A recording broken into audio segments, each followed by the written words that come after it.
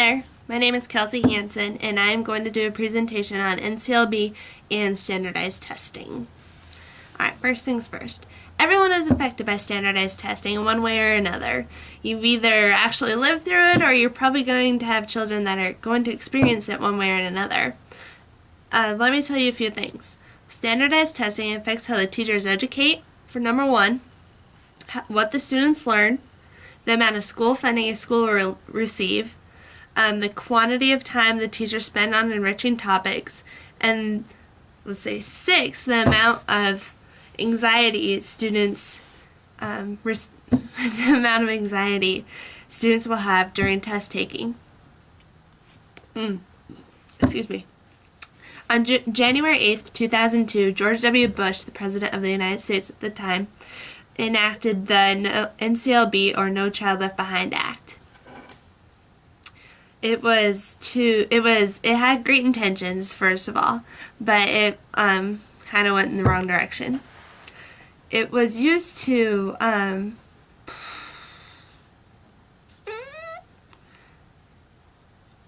determine the amount of achievement a school is received, the amount of achievement a school has attained. And so, based on the amount of achievement a school has attained, the government was giving them more funding for schools that do well and less funding for schools that don't do very well. So they were being rewarded for doing good and then not rewarded for not having high enough grades and stuff in certain subjects. Alright, standardized testing.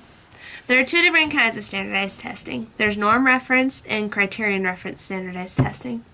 Criterion-referenced standardized testing is based on the amount of knowledge a student has attained on a subject.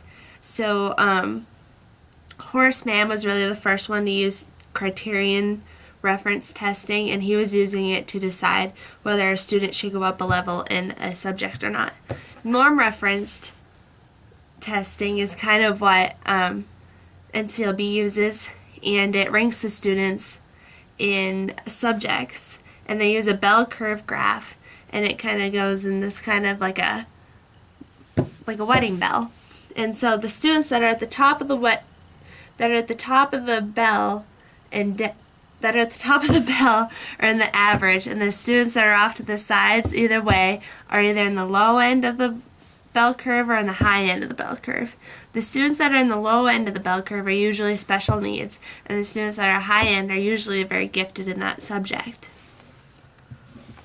The history. Like I said, Horace Mann was really the first one to incorporate criterion reference testing, and he was using it on his students to decide whether they were capable of going up into the next level, say math or English or something, and he was using that to assess whether they were actually achieving in school.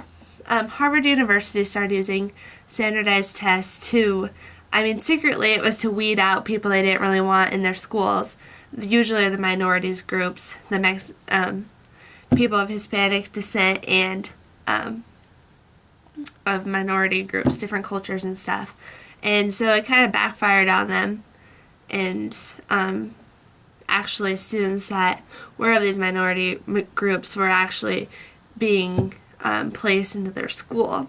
And later on, the test that Harvard University started using was the SATs.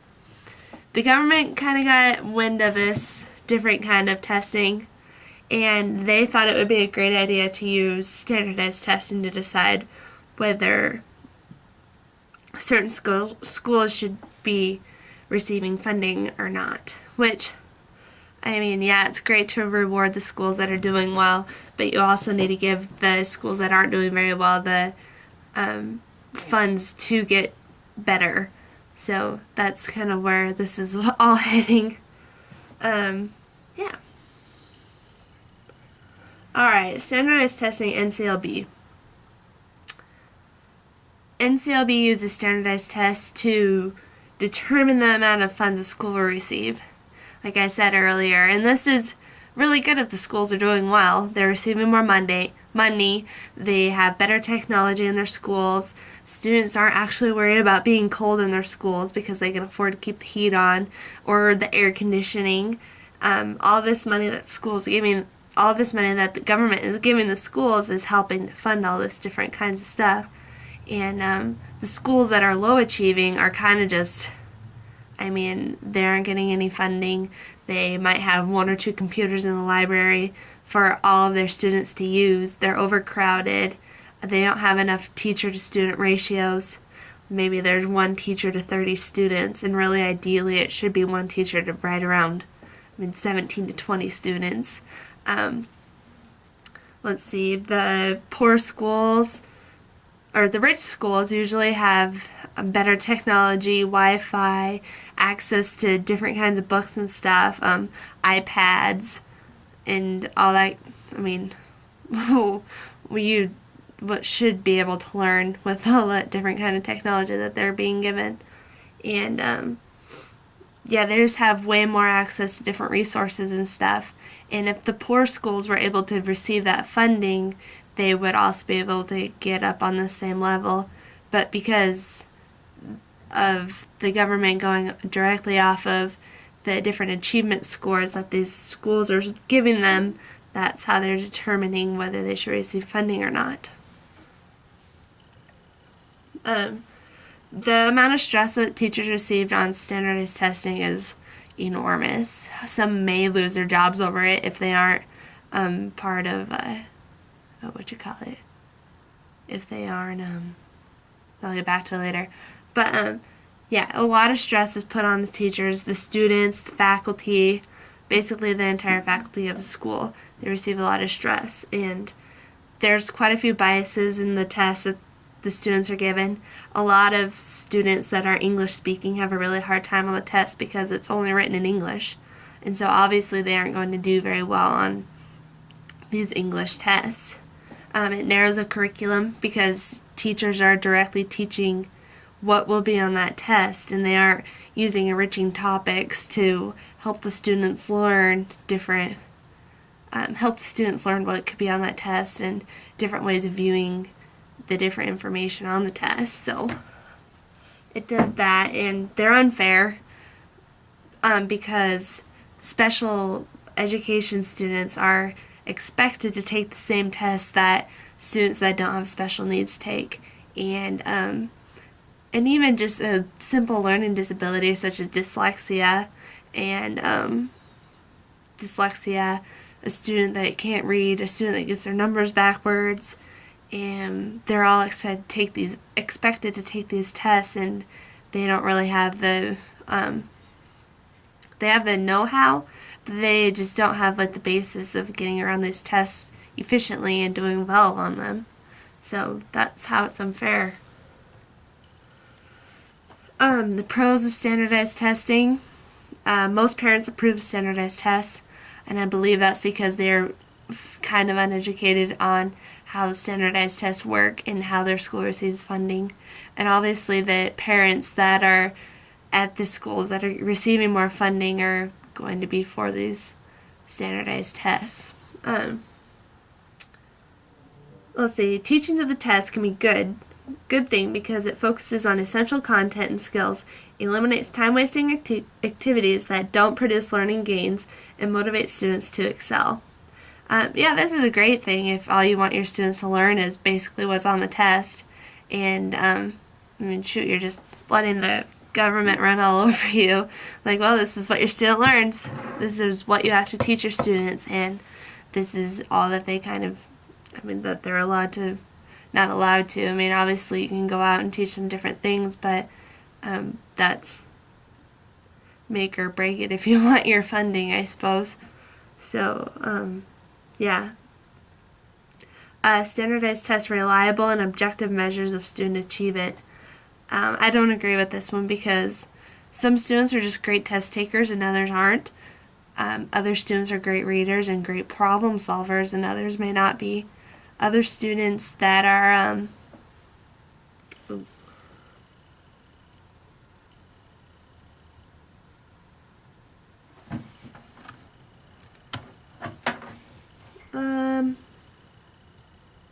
okay. Students that that are not very good at speaking English or even reading English are subject to these test scores, and obviously they aren't going to do very well on the test if they can't read the test. And so that's why I don't think it's a very good fair measurement of students' achievement. Alright, the cons of standardized testing. Standardized testing has not improved student achievement, just like previously. They're both kind of offsetting each other. There's two completely different sides of it. M2U tests are drastically narrowing the curriculum.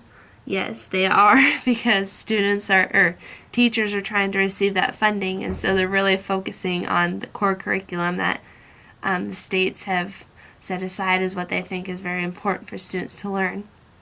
Alright, instruction time is being consumed by monotonous test preparation.